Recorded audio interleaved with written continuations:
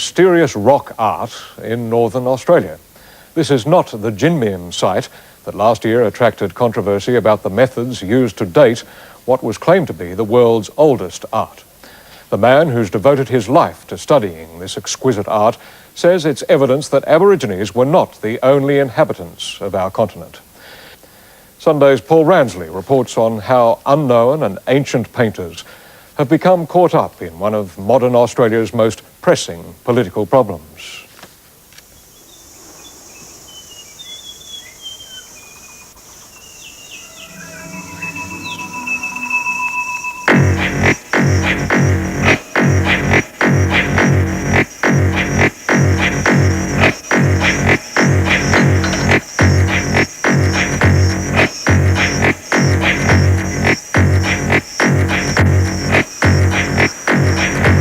Maybe there's a vertical on the sky over on the end over here.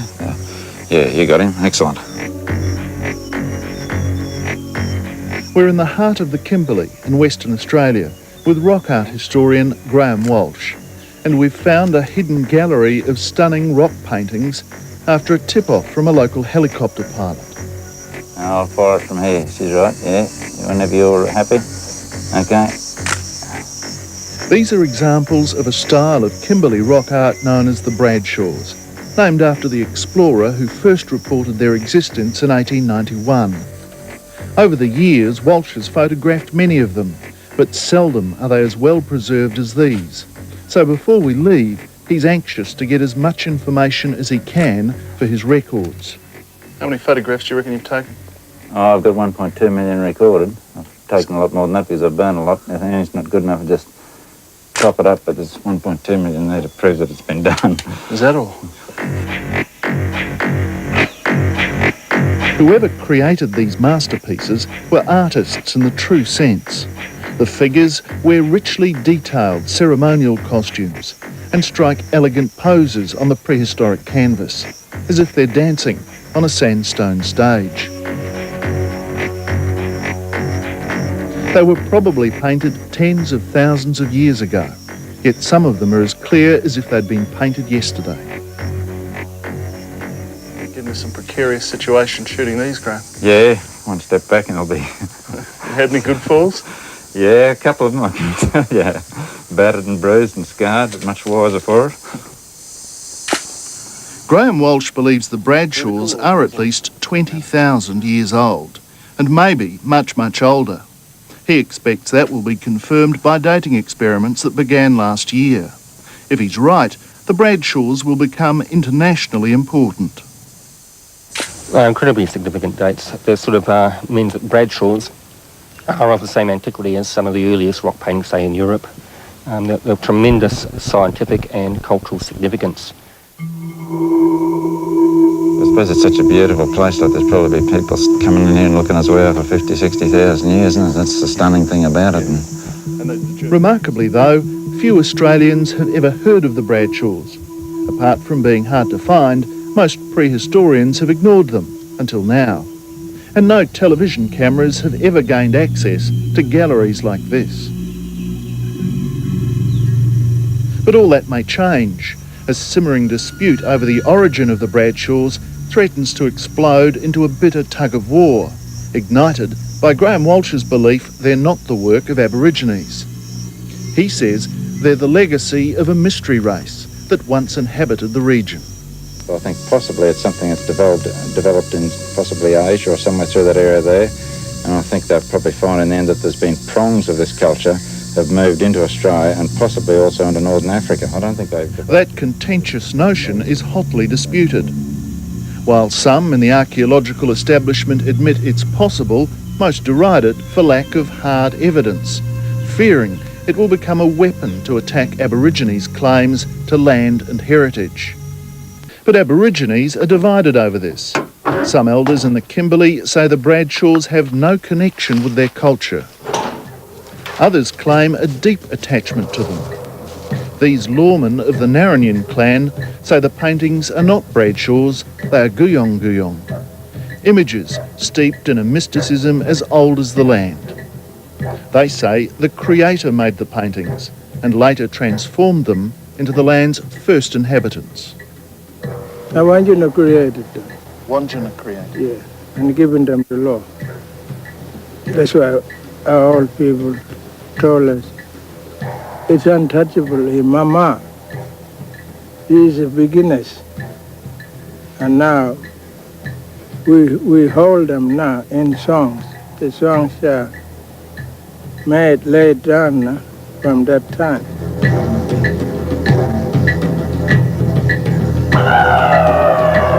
When we set out to tell the story of the Bradshaws, we planned a simple account of their antiquity and great beauty. But we found a much more intriguing story, a scientific whodunit with hostility and suspicion and accusations of political ratbaggery from both sides, a head-on collision between science and politics.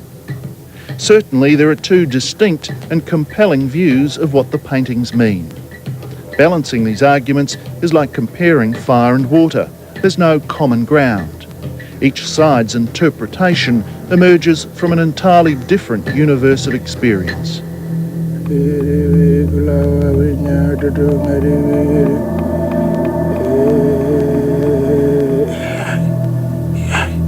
That's the first place ring dance from that Jangarki now. Yeah? And that first place was blood spilled in that verse, in the Row River. That's where I and Paddy hold that place there. And that's a connection, that song is a connection to the Guyon paintings? Yo, that's where it began. To me, it's just so illogical that anyone could think Australia could sit in isolation since the days of Gondwana. It's just illogical. We're so close to the Indonesian islands. We know all about the sea levels and everything like that. Why wouldn't people get here? Why is it such a stigma that we think there can only be one sort of group of people here since the beginning of time?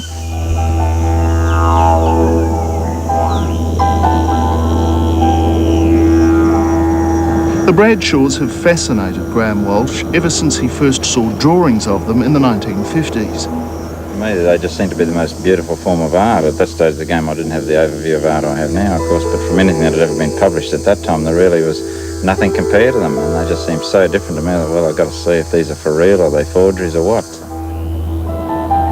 At the time, Walsh was a park ranger in Queensland, and rock art was his hobby. But his first glimpse of a real Bradshaw changed his life. For 3 months of each year since 1977, he's crisscrossed the Kimberley, all 345,000 square kilometres of it, in search of his beloved Bradshaws. He's compiled a mountain of data and published the most comprehensive study ever of Kimberley rock art. Walsh's fieldwork is acknowledged throughout the archaeological world. It's just a quest of truth and understanding, and every time you think, well, it'd be nice to have a normal life and be able to afford to go out somewhere, you think, yeah, but it'd be really great to know where this stuff came from and who they were, so back we go. In the beginning, academic institutions provided money for his research, but his theory of a mystery race caused a rift. It was at least scientifically unproven and certainly politically insensitive. So the funds ran out. He then spent all his own money until that dried up. Now Walsh survives on private donations, collected by a foundation originally set up in Britain. Its trustee is Dame Elizabeth Murdoch, mother of Rupert Murdoch. She is undoubtedly a fan. Oh, I think he's tremendous. I think this, integrity shines forth from him, and I think his enthusiasm is very infectious, and I admire him enormously because it's been very hard work. I mean, when you read about these trips, they have to be very courageous, and they have to really seem to suffer a lot of quite great discomfort and danger. Dame Elizabeth is intrigued by the theory of the mystery race. Academic and Aboriginal opposition won't sway her.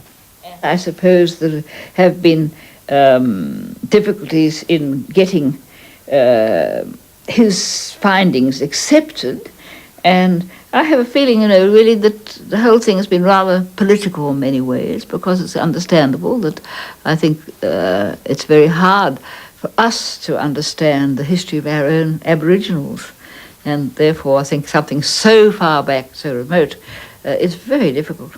What do you think of Graham's interpretation that this may be the work of a non-Aboriginal culture?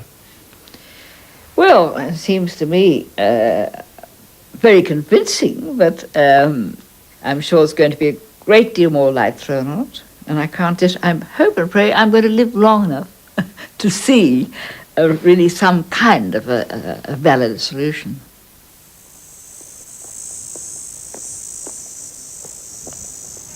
The key argument that Walsh uses to support the mystery race theory is that the Bradshaws are so different from any other rock art in the Kimberley, and he's established that over thousands of years, 3 distinct schools of art emerged. An example of the oldest school, with its origins in the mists of time, still survives on a ledge high up on an escarpment. Right, down on the hanging white face, down this end of the shelter, those red angled lines going across the rock face are grass prints where the artists have dipped sprigs of grass or sometimes twigs in ochre and then hit them on the rock face to make these designs where they're splattered on the rock. It's a very ancient form of art.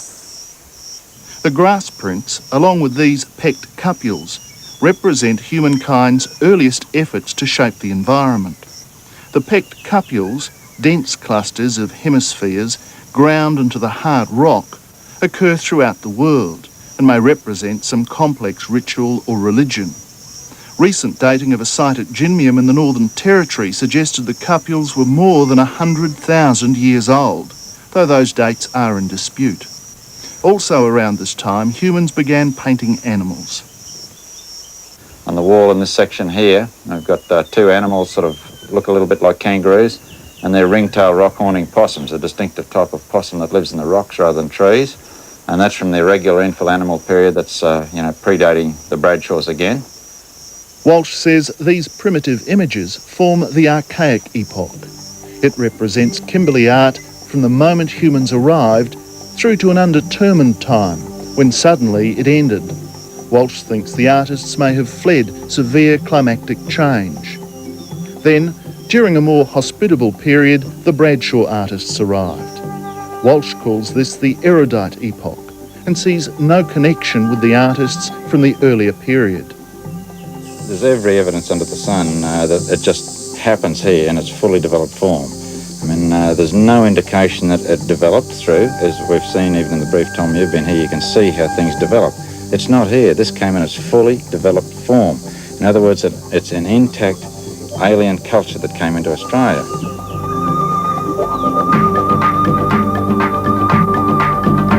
There are 11 distinct Bradshaw styles. The first and largest group are strikingly elegant and meticulously detailed. Early explorers likened them to Egyptian figures, with their wide shoulders, bangles, anklets, arm and chest bands, and tassels that fall from their costumes, from which they take their name. Walsh has found many fine examples of them throughout the Kimberley. This up here is tassel Bradshaws across the ceiling here, the headdress up here, body coming along here with lots of tassels down from the waist. Over here you've got more tassel Bradshaws. This one here, figure with a knee-length skirt, quite clearly cut on the base here. Again showing the early style of Bradshaws don't have the weapons in the hand. This has got a club-like object beside the arm. And it's interesting that it's superimposed over an irregular infill animal period hand stencil, like the hand in there, showing that this is the ancient art and the Bradshaw art is over the top of it. No one knows how long it took, but over time the Bradshaws underwent a variety of sometimes striking and sometimes subtle changes, until they became the sash Bradshaws. Instead of tassels, gracefully arching sashes hung from broad cummerbunds. Exaggerated sweeping headdresses replaced dunces' caps, and distinctive tuft armbands appeared. It's clear this was a male-dominated society. No women or children are depicted, just men posing like peacocks in their ceremonial finery. Walsh likens the art to prehistoric muscle magazines. There's no fat ones, there's no indication of aged ones or anything like that. They're all just beautiful people. It's got to be an idealised form.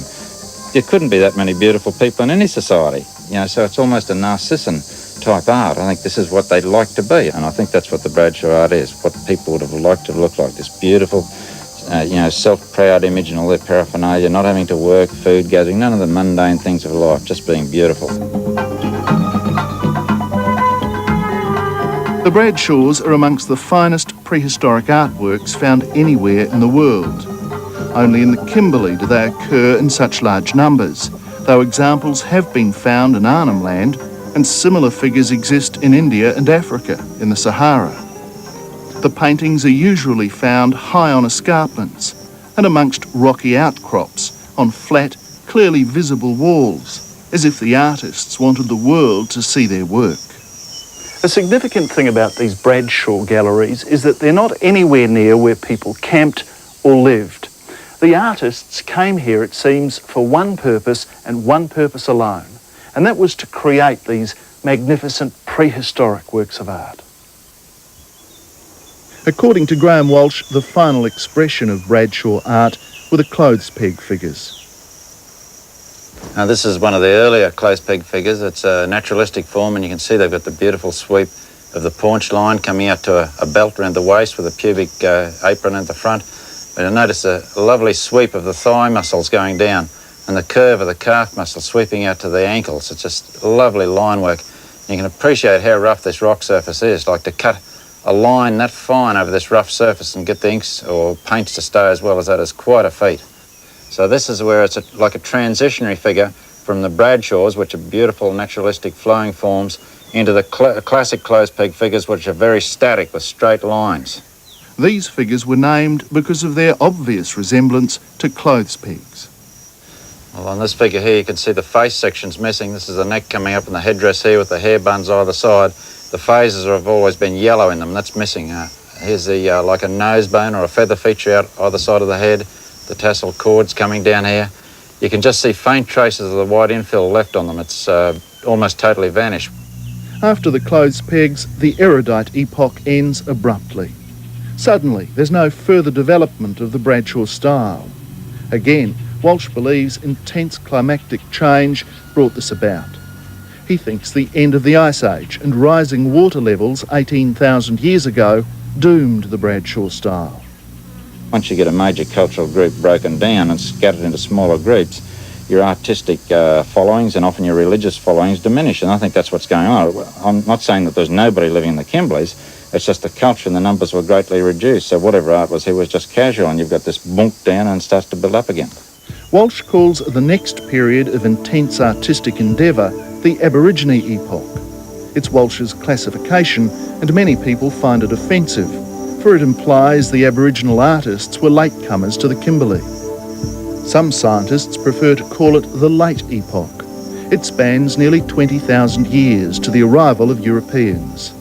It too produced art of great beauty, like the mysterious Wandjina, the messenger of the divine. For many Aborigines, Wandjina's powerful spirit still resides in these images, and the galleries are sacred places.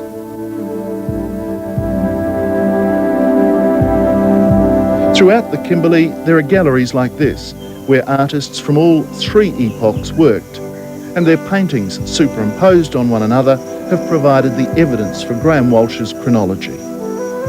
What you've got here are the three almost epochs overlaid on each other. You've got the archaic, the erudite and the contemporary. That's exactly right, all in this one panel, yeah. And over parts of it can be seen a Bradshaw, and superimposed on that, another strange human-like image. So how long have the other figures been on top of the Bradshaws? These white figures here, well, I certainly believe they're under a century, like under 100 years. They're very, very, very recent, the style here, almost after the Wandjina period. And they're fading? That's right, they're just about all gone now. Would that have been their original colour? Would they they've been white, but they've been dense, thick white, yeah. Just gone.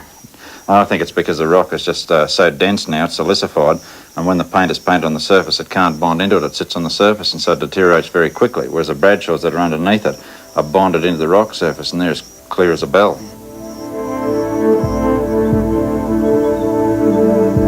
Most scientists accept Walsh's sequence of events. The rift occurs over what comes next, his interpretation of what the Bradshaws mean and who created them. As you'll see after the break, the argument generates considerable hostility. It's not possible for Graham Walsh's theory to be proved correct. It is simply not possible, because it can only ever be speculation. I believe personally that a lot of academics think the same way as I do. It's just that they're not game to come out and say it because, they don't want to be blackballed for funding or anything like that. So they're sitting on their hands. I'm not saying they're saying you're outrageous. They're just not supporting it, put it that way.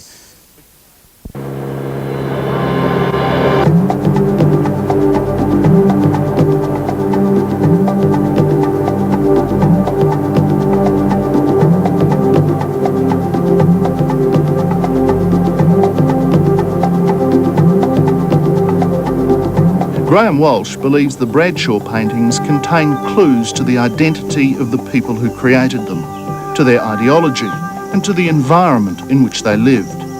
He believes that 50 or 60,000 years before the birth of Christ, an alien culture crossed from the Indonesian archipelago to Australia, when a mere 70 kilometres of water separated the two. This was a time of abundance, when parts of the Kimberley were covered in rainforest, and there was little competition for food. They've obviously had lots of leisure time, firstly, to be able to do this.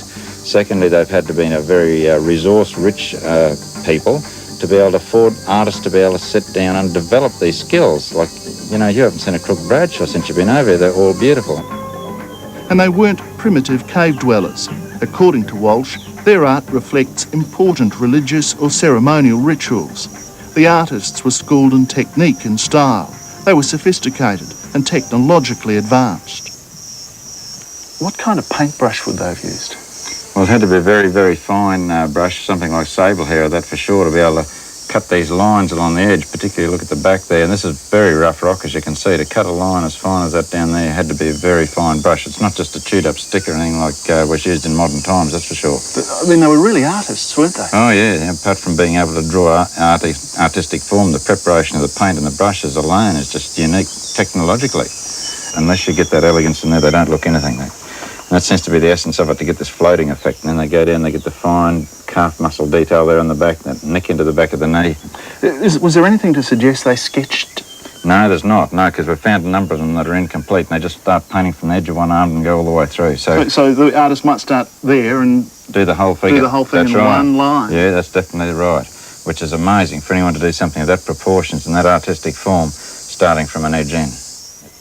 Remarkably, only the smallest traces of paint can still be found on these images. But basically the figures you see there are just etched into the stone. Yeah, it's just this paint there, but it's in the stone, in the actual grain of the stone. And most of these you could actually scrub the surface and you couldn't damage the painting because it's virtually vitrified in the surface. Do you think there was something in the paint that enabled that to happen? So I think there's a possibility there was a bonding agent, maybe something like an orchid juice or that's helped take it into the grain of the rock and it stabilised it to a certain degree. And another mystery. How, in prehistoric times, did artists produce such carefully detailed figures so high above the ground on overhangs like this? But the remarkable thing is they're up so high. How come? Well, they would have had to build some sort of scaffolding. At least it'd be impossible to get up there otherwise. There's never been any sort of ledges in the cave, so... Would the ground have been high? Well, the river comes through here all the time, so if it was, I think the river would have always scarified it out here, so I don't think it's an option, really. Must have been scaffolding. And does it suggest to you some engineering skill? Oh, it's got to have been, yeah, and some of them are even higher than this, so there's definitely engineering going on in the artwork. Last year, Claire Smith, a research fellow at the University of New England, and other academics denounced Walsh's mystery race theory under the banner of the Archaeology Association of Australia. I think we have a professional responsibility to say this isn't our story. There's nobody, none of us, as I said, there's no Australian archaeologist that I know that believes that art was done by non-Aboriginal people. And in this argument, science and politics form a volatile cocktail. Smith believes Walsh's theory is dangerous, a weapon for those wanting to dispossess Aborigines of their land and heritage. Do you think there are racist undertones to some of this? I don't think Graham is putting forward a particularly racist view, but I think it's certainly open to people with racist inclinations. It's been argued that you're trying to strip Aborigines of their rights to that land and to their culture. Is that accurate? Is that correct? No, I mean, it's just, again, this political ploy. I'm not the slightest bit interested in those angles down there. That's the political people that are pushing the barrows. All I'm after is the truth of what people did this original art.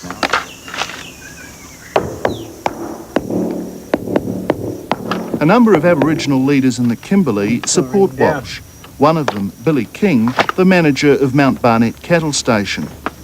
Billy King's elders picked him to learn rock painting when he was young, but he says he failed the rigorous selection process. Nevertheless, his interest in rock art remained, and he clearly remembers the elders' reaction after he saw his first Bradshaw. The first thing we ran back and I told people, we said, oh, what that painting, a devil or what? No, they said, no, that was human long time before our time, but we can't tell you the truth because we don't know. They said, not any Aboriginal in the Kimberley know about Bradshaw painting. David Mowaljali and Paddy Neowara, elders of the Narranian clan, claim there's a mystical answer to the mystery of the Bradshaws, which places them at the very heart of Aboriginal life and beliefs. They're the first people was created in the earth, and they started these songs from that time. So we still got that songs today from them, and that initiation ceremonies and all that. All that ritual, they started it. Until today we use it. The elders say the Bradshaws were created not by mortal hands, but by the divine spirit of creation, Wungud. And Wungud's messenger, Wandjina, whose images are also depicted in stone, brought the Bradshaws to life, calling them Guyong Guyong. What we have to imagine is that Wungud, held in the rock, vibrates itself in a particular resonance that creates something like the Shroud of Turin, an image in the rock face. And through its agent, Wandjina, who is able to incarnate as a bird or an emu or a human, that image is given life and form and shape through this process. Hannah Rachel Bell has studied the history of the Narranian people and their spiritual beliefs. She says the parallels between Christianity's one God and the Narranians' Wungud are strikingly similar. Just as we Christians would say we have the Bible, they have the paintings which tell the story in a very similar way, in fact. Graham Walsh says they're not part of Aboriginal culture. Are they? Oh, they are the near Aboriginal. They is the one that made the rule. How do you know that? Well, I got it from the old people. That's how it was created. The law was created for the old Aboriginal in Australia. What did the old people say to you? Oh, they used to tell me about this Gion. He the one will make the tamyok and kimbu and stick that way you make spear point. Such long-held beliefs would obviously connect the Narranian to the Bradshaws, or Guyong Guyong, in a way no scientific evidence could sever. But Graham Walsh says he hadn't heard this story until we told him about it, and believes it's got more to do with land rights than religion.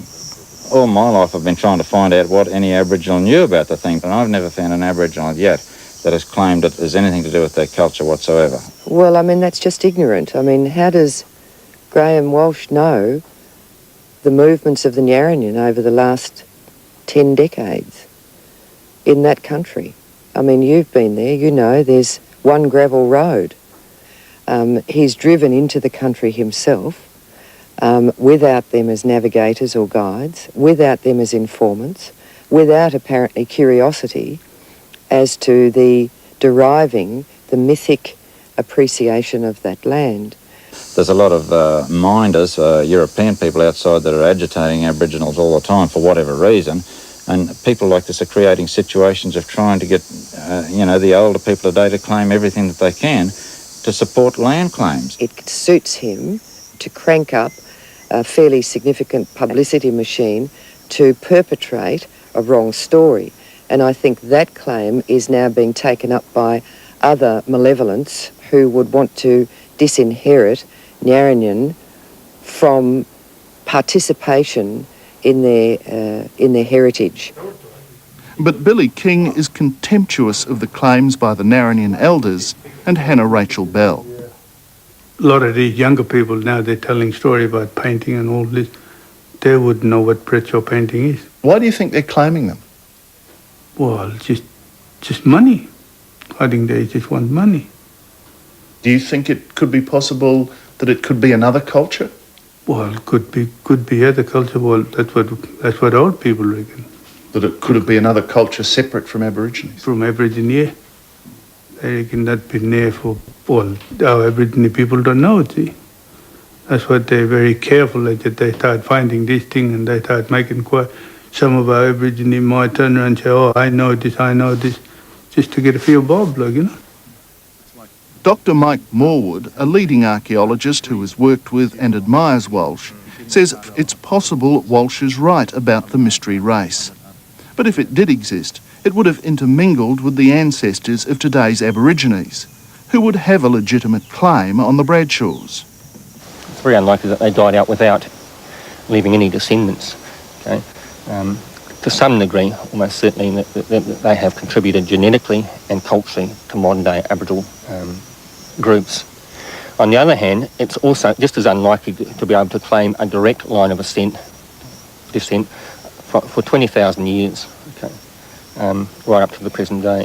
There's got to be some minuscule amount of genes of those past people somewhere, and all people today Indigenous people in Australia, I would think, you know, but I would think it's a very, very, very small gene pool. But if that is there, then Aboriginal claims to the Bradshaws would have some legitimacy, wouldn't they? Well, it's the same as if I can prove my theories, I think they should have to prove their theories. That's the thing. Go for it. Let's prove that there is some of those genes of the Bradshaws in there. I'm not saying there isn't, but let's all get in and find some science to back up our statements rather than sit down and make these things that we own everything. He was recently snubbed by organisers of a major conference, and academic publications have refused to run his papers. Walsh claims academics won't support him because their field research must be approved by Aboriginal communities. Without it, the money dries up, so they're covering their backsides. The truth can't get to the public to make their own formulated decisions. We're getting sanitised information going through science, and I think this is something that is escalating as time goes on. Science is no more science, it's politics, whether you like it or not, and that's what we're dealing with.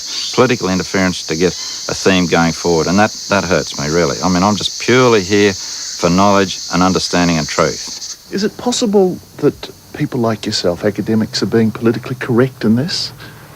No, we're being academically rigorous in this. If there was supporting material evidence for this, we would say, wow, this is fabulous, this is really interesting. It would be very exciting stuff. Everyone would be very supportive of it. But I know of no archaeologist, no Australian archaeologist that believes this. The main argument against Walsh is that only the remains of early Aboriginal societies have ever been found in the Kimberley. Apart from the paintings, there's not even a hint of another race having lived there. If you have a look at how much archaeology has been done in Kimberley, it's pathetically small. I mean, it could be a whole civilisation of people living in the West Kimberley. Forget about the dig in a site. There could be people living there that we don't even know about. So how can they say we haven't found it? Of course we haven't found it, but how much have we looked for?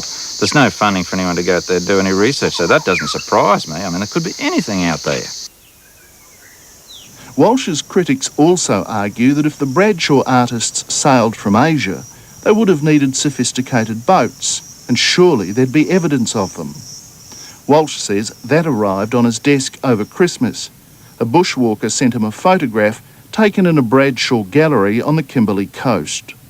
Here we have got our first painting of a boat, and it's a very, very unusual boat, certainly not typical Australian boats whatsoever. It's got very high front and rear prows, which is an indication normally for ocean-going craft to stop waves and water flowing in. So it's not just a river craft, firstly.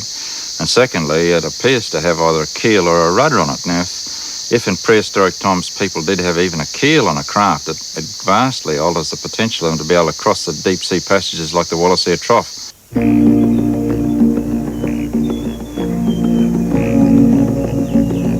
Progress towards resolving the scientific issues, if not the political, will come when the results of dating experiments are published. Scientists have scraped a fossilised wasp nest off a late Bradshaw figure and are using the most advanced technology to determine when the nest was built. That date will give them a minimum date for the Bradshaw underneath it. Walsh is confident the nest is about 20,000 years old and will support his argument that the Bradshaws were painted before the end of the last ice age and maybe tens of thousands of years earlier. And it will ensure the paintings become internationally significant. Then, perhaps, the money, effort and interest necessary to find the truth may become available, though at that point the political issues will intrude. I'm just aware that Australia is in just so much political turmoil and unrest that nobody knows where they're going with Aboriginal matters at all. And of course, there is the possibility that Walsh is right. A mystery race did create the Bradshaws. Even his toughest critics admit it could be. I can conceive of the possibility that he might be right, but there is no evidence other than the Bradshaw figures as interpreted by Graham at the moment. But anything is possible, of course. If somebody can take the information and take it another step forward, I'll support it all the way. But let's be honest. Let's fit science into it.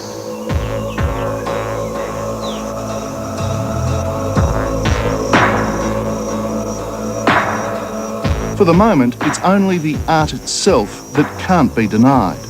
For thousands of years, it has stood as a tribute to the people who created it, and remains a puzzle to those who try to define it.